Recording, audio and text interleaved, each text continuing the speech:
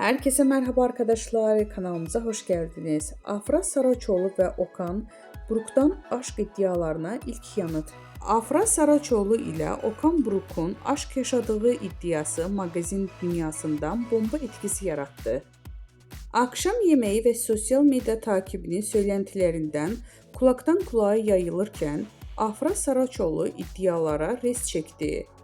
"Böyle bir şeyden haberim bile yok.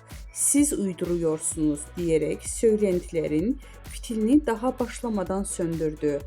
Bizden bu kadar arkadaşlar. Videoların devamını gelmesini istiyorsanız da kanalımıza abone olmayı unutmayalım. Hoşça kalın.